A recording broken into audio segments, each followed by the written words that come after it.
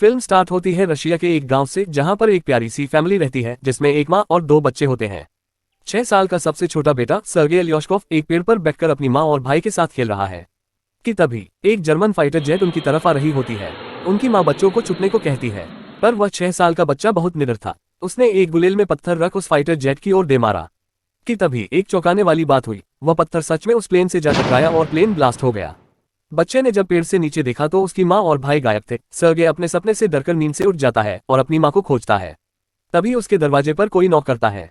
उसे लगता है कि उसकी माँ आ गई, पर दरवाजे पर उसके पड़ोस की आंटी होती है, जो सर्गे को सही सलामत देख खुश हो जाती है और वह उसे बताती है कि उसकी माँ और भाई मर चुके हैं। सर्गे समझ नहीं पाता कि वह औरत क्या बोल रही है और वह वहीं रुककर अपनी माँ का इंतजार करेगा। वह औरत उसे बताती है कि जर्मन सेना ने उन पर हमला कर दिया है, उन्हें भागना होगा। तभी कुछ जर्मन सिपाही उनके घर पहुंच जाते हैं। वह औरत सर्गी को खिड़की से बाहर भगाती है, पर खुद गोली से मारी जाती है। अब ये 6 साल का बच्चा बिना किसी दोस्त या परिवार के बिल्कुल अकेला है। घर से भागते हुए सर्गे अपने पूरे गांव को जलते हुए देखता है, अपनी माँ को आवाज लगाता है और वहां से निकल जाता है।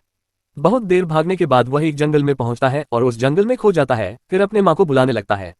वह पूरी रात उस जंगल में बिताता है। अगली सुबह वह नदी से पानी पी रहा होता है कि तभी वहां कुछ जर्मन सिपाहियों को आते हुए देख सर्गी एक पेड़ के नीचे छुप जाता है।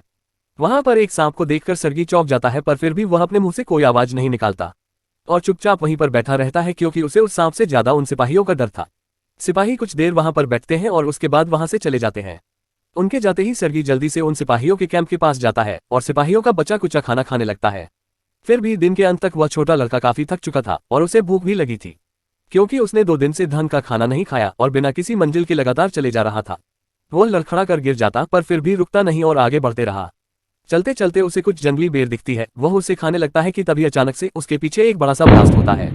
ब्लास्ट की वजह से उसकी आंखों में बेहोशी छाने लगती है। उसे लगता है कि उसका कोई पीछा कर रहा है, पर फिर भी वह इस बात पर डरता नहीं और बड़ी बहादुरी से सीधा खड़ा होकर कहता है कि उसके हाथ में एक राइफल है और वह किसी से नहीं डरता। सर्गी आगे बढ़कर लड़खड़ाता है और बेहोश होकर गिर जाता है। बेहोशी की हालत में उसके पास 2 सिपाही आते हैं। अब हम देखते हैं कि हम एक रशियन आर्मी बेस में हैं, जहां हम देखते हैं कि कमांडर कुज़नेत्सोव पेट्रोलिंग में गए अपने सोल्जर्स का इंतजार कर रहे हैं। वह सोल्जर्स बच्चे के साथ उस कैंप में पहुंचते हैं, जो बहुत कमजोर और घायल है। रशियन सोल्जर्स उसे भरोसा दिलाते हैं कि वे उसके साथ है। तब वह लड़का अपने बारे में उन्हें खुलकर बताता है।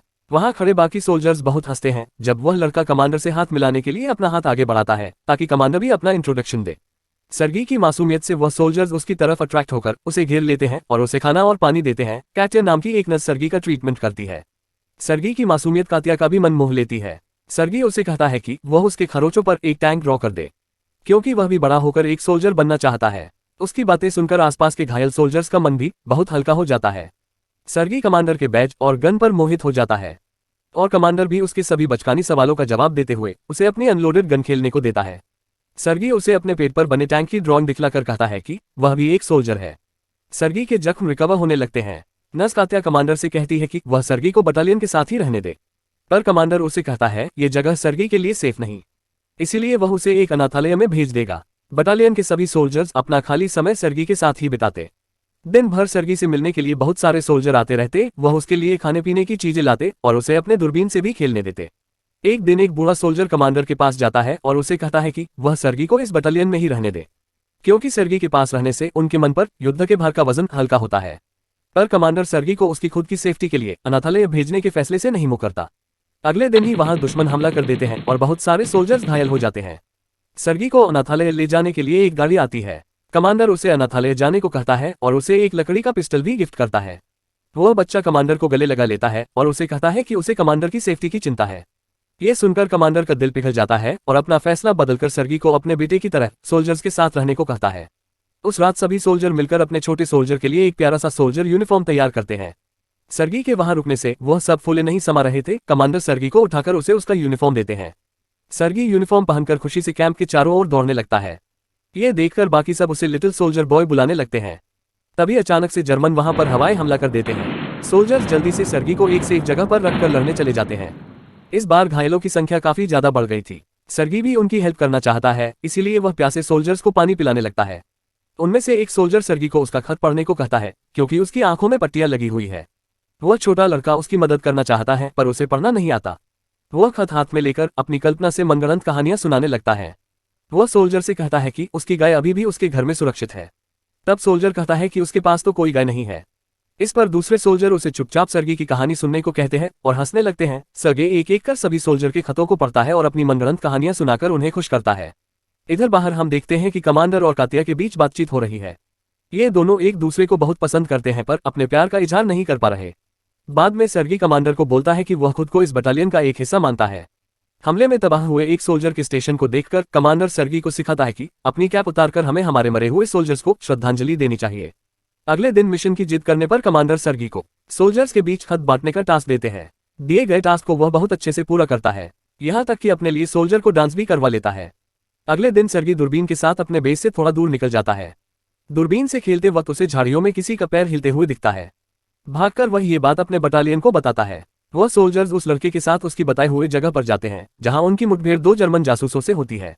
उन जासूसों को पकड़ लिया जाता है और सर्गी को उसके सूझबूझ के लिए शाबाशी दी जाती है। उस रात को कमांडर सर्गी को उसके एडॉप्शन के लीगल पेपर दिखलाता है। अब वह ऑफिशियली उस लड़के का पिता बन चुका है।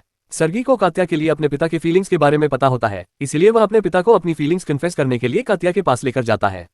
पर कात्या को किसी और सोल्जर के साथ देखकर उन्हें गलतफहमी हो जाती है कि कात्या किसी और को पसंद करती है।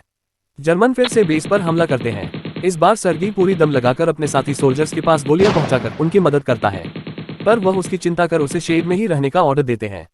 वह शेड के अंदर आता है जहां उसे घबराए हुए कमांडर और दूसरे सोल्जर दिखते हैं। क्योंकि जनरल के साथ उनका फोन कनेक्शन नहीं हो पा रहा, एक सोल्जर फोन की वायर्स ठीक करने के लिए निकलता है। सर्गी भी उसका पीछा करता है। सर्गी देखता है कि वह सोल्जर घायल हो चुका है। उस मरते हुए सोल्जर से सर्गी पूछता है कि वह उस वायर्स को कैसे ठीक कर सकता है और वह उसे खुद ही ठीक करने लगता है। उनका कनेक्शन फिर से मिल जाता है और मदद के लिए सैनिकों का जत्था बुला लिए जाते हैं। ये 6 साल का बच्चा सभी की जान बचा लेता है। बाद में नदी किनारे कमांडर कातिया से अपनी फीलिंग कन्फेस करता है और उसे सर्गी की मां बनने को पूछता है। ये सुनकर कातिया बहुत खुश हो जाती है, पर इससे पहले कि वह अपना जवाब दे पाती, वहां एक सोल्जर आ जाता है। वह कमांडर को एक खत देता है जिसमें लिखा है कि उनका उस बेस से ट्रांसफर कर दिया गया है। उसी शाम सभी सोल्जर्स अपनी अगली बेस की तरफ निकल जाते हैं, लेकिन रास्ते में जाते वक्त वह एक माइनफील्ड के चपेट में आ जाते हैं जिनमें उनकी कुछ गाड़ियां ब्लास्ट हो जाती है। इससे कमांडर भी घायल हो जाते हैं। कुछ ऐसे सोल्जर्स जिनसे सर्गी काफी करीब था, वह इस ब्लास्ट में मारे जाते हैं। ये देखकर सर्गी रोने लगता है और कमांडर को गले लगा लेता है। घायलों को अपने साथ लेकर वह अपने मंजिल की ओर बढ़ जाते हैं। अपनी अगली बेस पहुंचकर वह कमांडर के लीडर यानी कि जनरल से मिलते हैं। जनरल भी सर्गी की महत्वाकांक्षा और बहादुरी से बहुत प्रभावित होते हैं और कमांडर को इतने स्मार्ट बेटे के लिए शुभकामनाएं देते हैं। अगले दिन उनके डिवीजन को मेडल्स दिए जाते हैं और उस बॉय को भी। जनरल से अपना बैज लेते हुए वह बॉय उन्हें प्रॉमिस करता है कि वह हमेशा अपने देश की रक्षा करेगा। एक रात उनकी नई बेस पर हमला होता है जहां कमांडर मलबे के अंदर फंस जाते हैं। सर्गी रो रोकर अपने पिता को बचाने की कोशिश करता है और दूसरे सोल्जर्स को आवाज लगाता है जो कमांडर को उस मलबे से निकाल लेते हैं। अगले दिन सर्गी अपने घायल पिता के पास जाता है। कमांडर को बचाने के क्रम में सर्गी के हाथ भी घायल हो गए थे। वह लड़का अब इस टीम का एक महत्वपूर्ण हिस्सा बन चुका है। उनके अलावा उसका और कोई परिवार नहीं। वह जहां भी युद्ध के लिए जाते वह उनके साथ ही जाता। अंत में हम देखते हैं कि यह बटालियन किसी और बेस की ओर जा रही है और यह मूवी यहीं पर खत्म हो जाती है। एक नैरेटर हमें बताता है कि इस छोटे से लड़के ने आगे चलकर और भी बहुत बड़े बड़े कारनामे किए। इसे आज भी वर्ल्ड का सबसे यंगेस्ट सोल्जर बुलाया जाता है, जिसकी बहादुरी के किस्से कहानियां आज भी लोग शेयर करते हैं। दी एंड। हमारे चैनल को सब्सक्राइब करें।